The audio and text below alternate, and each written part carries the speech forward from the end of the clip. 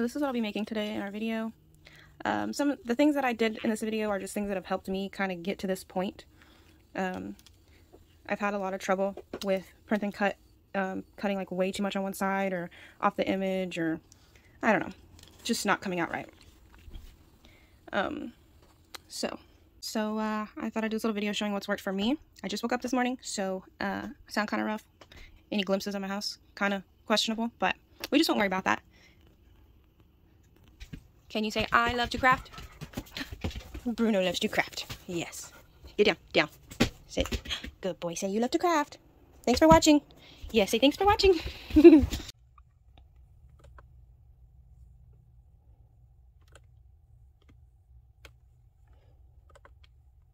So I'm going to upload my image. Now, mind you, I already have one put together, but I'm going to go through the steps again. I'm going to add our offset. Mine always takes forever.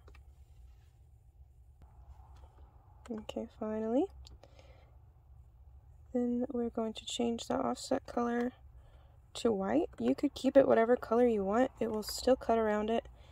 I just like the white. I don't know why Offset has been doing this little blue line lately. I don't like it. I always just get rid of it. So then I'm going to flatten the image together. And then I'll resize it. You know what? I'll do these ones bigger. I don't know how many of those I can get on one sheet. Okay. Then I'm going to come over here to Shapes. I'm going to upload my square. Now we're going to unlock the dimensions and put in 6.75 by 9.25. It's as big as Cricut will let you cut, which is unfortunate. From what I understand, no matter what they do to the software, we really won't see anything. Oh, and then you're going to want to send that to the back.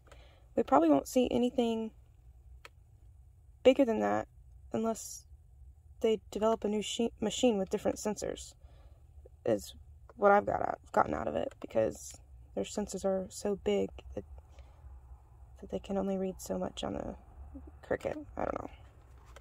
So I'm just duplicating, adding these guys. They're gonna be big.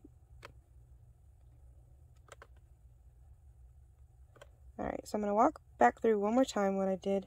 I uploaded my image with no background. I added my offset so it cuts around it. I flattened it so that it keeps the image together and doesn't cut any of my actual image, just the outline. Then I uploaded my square, put in the 6.75, 9.25 dimensions, sent it to the back, and loaded it up with my sticker.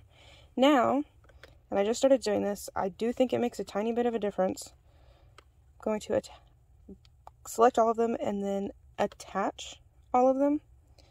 But before I go to make it, I'm going to hide that little guy, and I'm going to make some more of these. So I'm going to, oh, I unattach them. Well,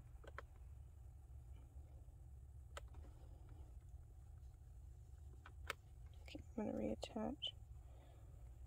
So I used to flatten the whole sticker paper, and I think that for some reason makes it worse. So I stopped flattening the entire image. So as an example, I would take this whole thing after it was grouped, I would attach and then flatten. Something about that just doesn't help. So I stopped doing that. Okay, so now we're gonna go on to make it. Alright, and then I don't know if this makes any difference. The only way I think it makes a difference is sometimes your printer grabs your paper a little wonky, and so if you push the box further down on the sheet, you have a better chance of it printing more square, I guess. I don't know. It just helped for some reason, so I just moved that one down, and that's a new feature, I believe, that they just started letting us move it around on the paper, which still kind of a lot of paper wasted, but whatever. Alright, so you're going to click continue. Now this part is fun. Sometimes when I load it, that happens. When that happens, I usually just do it again. Usually on the second try. So now it's nice and perfect. I don't know if it would print regularly or not when it looks like that, but I just choose to not look at that. So my printer's connected. I have my bleed on, and then I'm just gonna print. Alright, so this is the sticker paper that I have found works best. It's pretty affordable, and I just happened to buy a crap ton of it. I have used the Cricut brand, which works pretty good for the most part. I think the most important thing is the vinyl printable sticker paper just seems to work better. The regular, like, actual paper ones, I don't know. They're kind of thick, and sometimes the printer doesn't feed them very well, so I had an issue with that. So these are pretty thin. So they work pretty good. So we're going to go ahead and load that printer.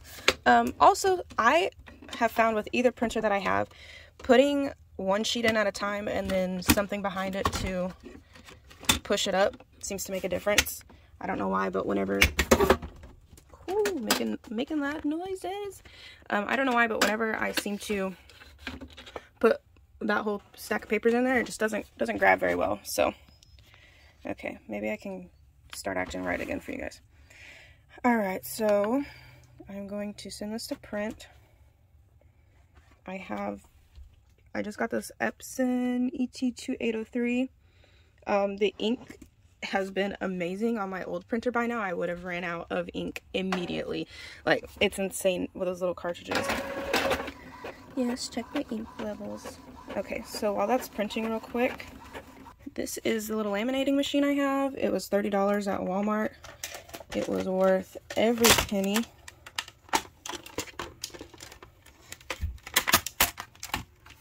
Turn her on.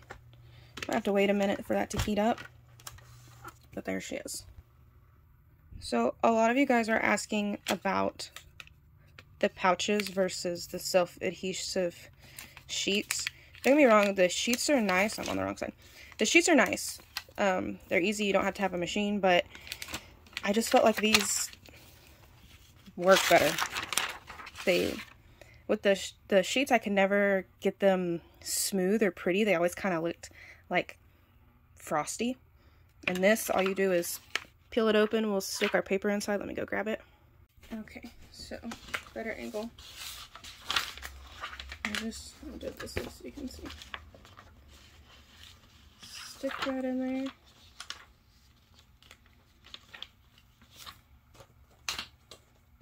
So then it is ready to go through the machine.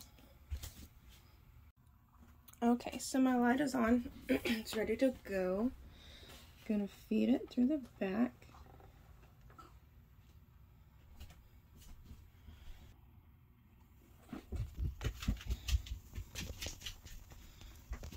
And so that's the little ready light. As you can see, it's got just like a really nice finish to it. Glossy, cute. Ah, I love it. My little puppies are awake.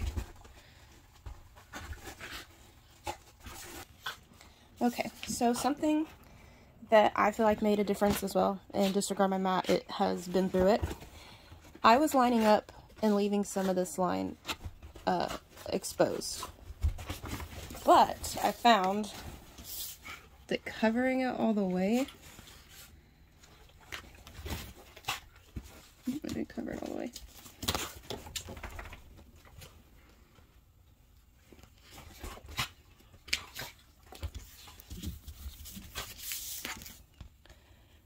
So there's no line exposed, seemed to make a difference.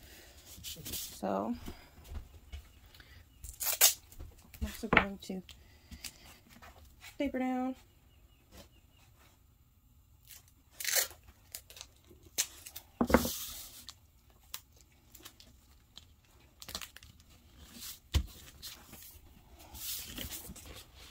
Okay, so I didn't have tape. Somebody suggested a highlighter as well. I also don't have a highlighter. But this is what I found. It kind of takes some of that shine off the border area. So just use a little bit of nail polish remover. And just kind of went to town.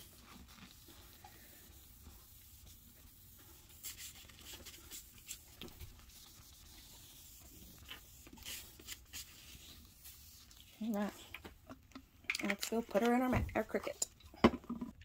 So my Cricut is really picky and it doesn't pick up on Bluetooth half the time, so I have to use my cord. I don't know if you guys have that problem. So I got this from somebody else making stickers. This magnetic sheet setting at the 0.5 millimeters cuts perfectly. Like, seriously, it's the best. So I got that set up. I'm ready to go.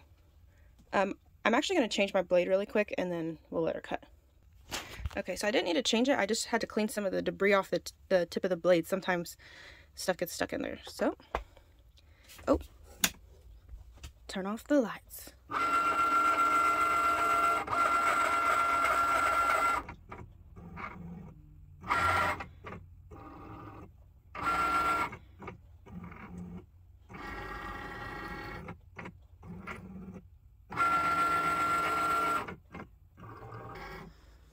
Alright, let's see if she got her.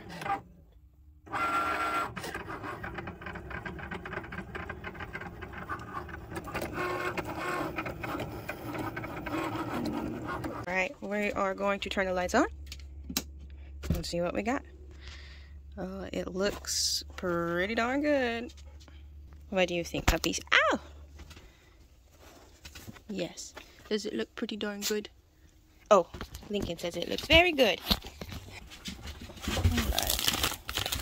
Well, yeah, it probably is time to change my blade. Got a few little pieces stuck in there, but...